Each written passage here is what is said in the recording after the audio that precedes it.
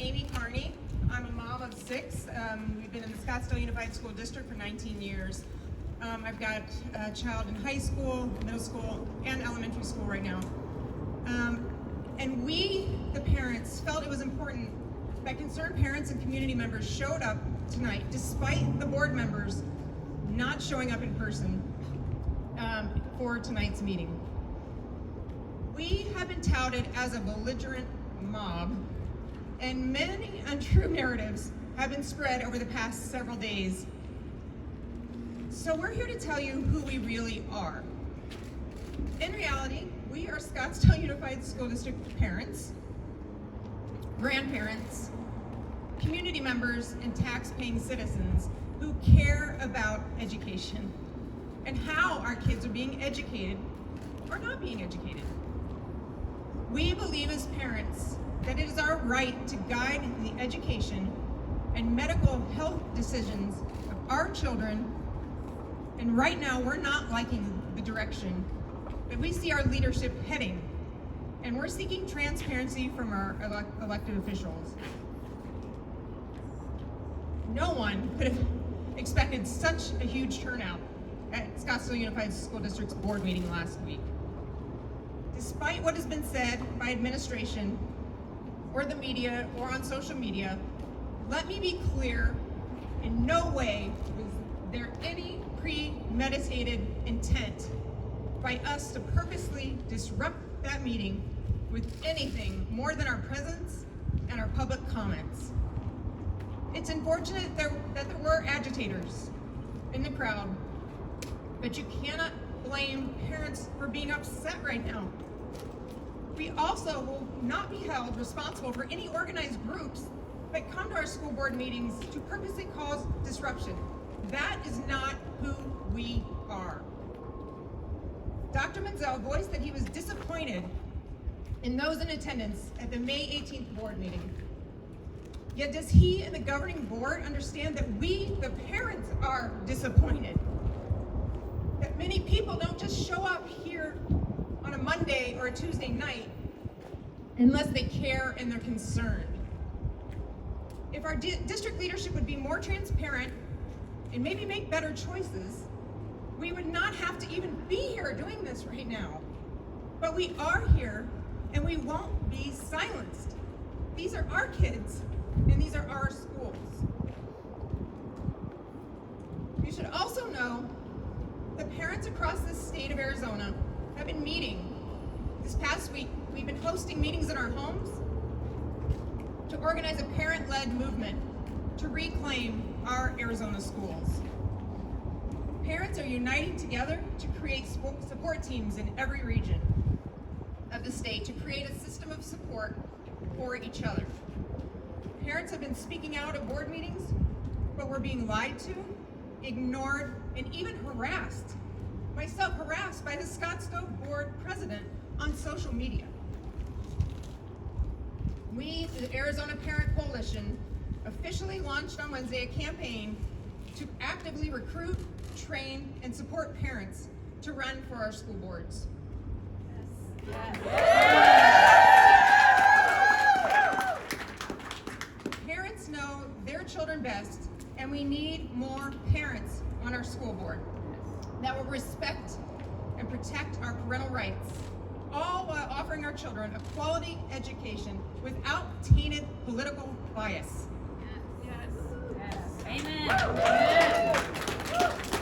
Together, we parents are a strong voice, and we must unite to reclaim our schools by replacing unresponsive school board members one seat at a time. Yes. Yes. Yes. All right, next, Robin Snyder. I'm Robin Snyder, and my husband and I have 3 children, and we've lived in the district for 20 years.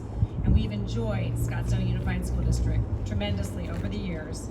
But what we've witnessed has been a shift in focus over the past few years, where we went from an emphasis on excellence in education to an emphasis on social justice and racial diversity and equity, which certainly has its place, but what it's created is an atmosphere that's very distracting to the learning process. process of our kids, and it's also fostered a narrative where our children, if they have a different idea or maybe a different thought about it, they're stifled. They're not able to share that in the classroom. We've seen curriculum that's been directed towards social justice coming home from our high schoolers. We have 2 in high school within the district.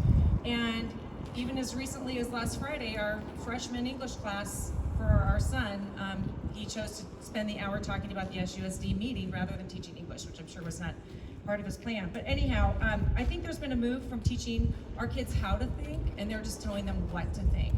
And we need to get back to teaching the basics of reading, writing, and arithmetic. And let the other stuff play out at home.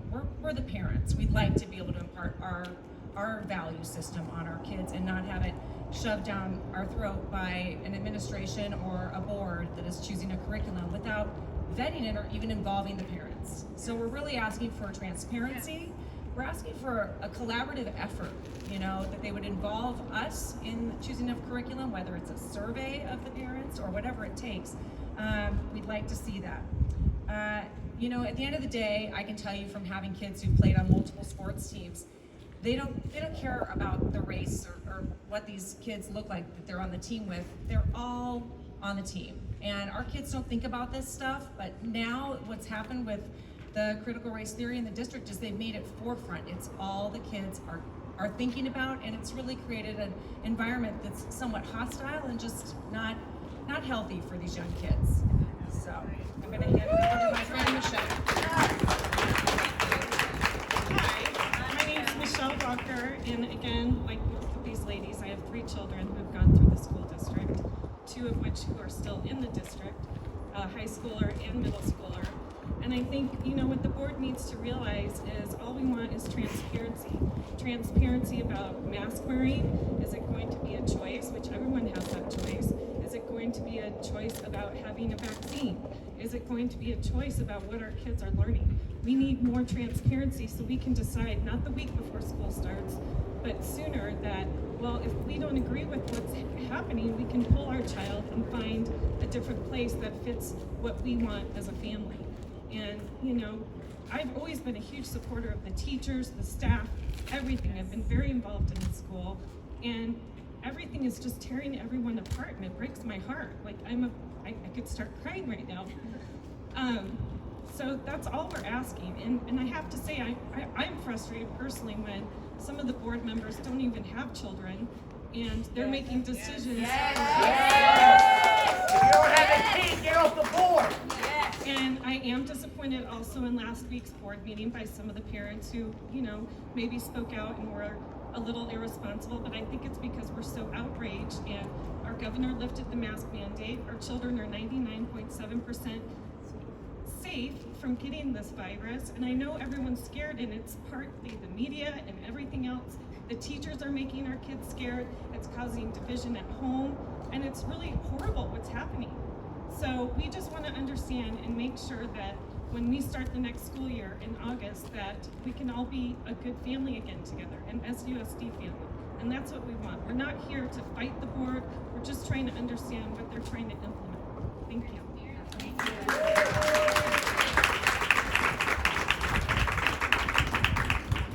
Okay, last speaker. Hi, my name is Crystal Carroll, and I will proudly tell you that I was one of the mom parents. I have 5 kids, and these ladies said it very eloquently, but I think a lot of people don't really understand what we're so upset about. And for me personally, I don't send my daughter to school to learn that Republicans are bad, Democrats are great, or vice versa. I am not sending them to school to pick a side, because for me, there are no sides. I send my daughter to school to learn what 2 + 2 is. So when people say, why are you guys so upset? We want people to, not be racist. Yeah, we all want people to not be racist here, but that's not what they're teaching our kids. They're teaching our kids to be racist. And so, yeah, I was one of the loud ones because I'm mad and I'm done. And I have been silent. I have been a good girl all year through. My youngest is 10, my oldest is 30. I've been pretty good. And now I just feel it's time for us to speak up and no more pushing some liberal agenda, and that happens to be what's going on in my school. My daughter learns that Republicans believe that children starve. We do not believe that. My daughter learns that she should be apologetic for being white. She's not sorry for being white. She loves everybody and she doesn't care about the color of our skin. And I'm sick of the school district trying to push it down her throat and make her a racist, and I'm done. So I thank you.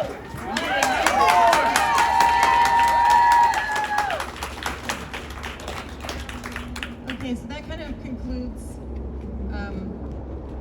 our talk. So we are open if anyone has any questions. Sure. So there's some push in some school districts to recall some board members. Is that something that you're thinking of doing? No, we discussed it. We discussed it, but that's not where we're going to put our energy. Our energy is going into, like I said before, finding parents and helping them develop them into strong candidates for 2022. You started organizing at your father's homes. How was that process of organizing? How did that happen? How did you join forces with one another? Well, it's pretty easy. There's a lot of parents, and groups were already starting during COVID. We were finding each other. We were starting. I started Arizona Parents' Rights in Education. It's a national group. There's several right now. So we're trying to come together because we all want the same things. And you know what? It's amazing. Parents are showing up. They can't wait. They want to support one another. They want to learn. They want to change what's going on. And you know that parents are busy. Like, we don't have time for this type of thing, but we know we have to make the time. We are making the time, and we're ready to put in the effort to make change. And how do you get funding for the signs, for organizing, for the website? No, we have no funding. We're not an official group. I mean, grassroots. Yeah, I mean, I printed off mine. I mean, there's no funding. There's no funding. And who are you with? There's an Republic. Awesome. Thank you. Thank you for being here. So it was the Scottsdale Police Department who said it was outside groups that were organizing. And I believe you directed a lot of criticism towards the board, but again, it was the chief of police who said it. So do you think the police are making that up? Where are you guys from? You from Scottsdale? Scottsdale. Well, that's not what I asked. I mean, do you believe that the police are manufacturing that story? No, I don't believe that, but I can only speak for us, the parents. I do know that there was other people from outside the SUSD district. Yeah, but they were also taxpayers. So, I mean, we can't stop taxpaying citizens from coming to our meetings. We just want to do this today so you understand that is not who we are. That is not what our plans are. I mean, we are not some mob. We are parents. We're not, and that's fine. They made the decision to change that. That's their prerogative, and we support that. Well, fair enough. At least one of you claimed to be that, and that's her prerogative too. But I guess that leads me to my next question. You are well aware that these groups are saying we need strength in numbers here at this district and at this district and this district. But if you're a parent in that district and you know what's best for your kids, why does somebody else from another district know what's best for your kids if they don't have any?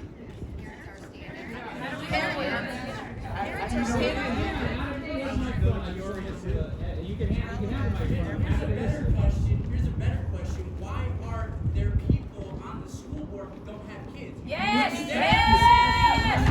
I have a question. You know what these people Do you think the taxpayers of Arizona, or do you think the school board members are doing the job that the taxpayers of Arizona pay them to do? Okay, you know what? We want to thank you guys for being here. We're going to get ready for the meeting now so we can do our public comments, and we appreciate everybody for showing up and letting us be heard tonight.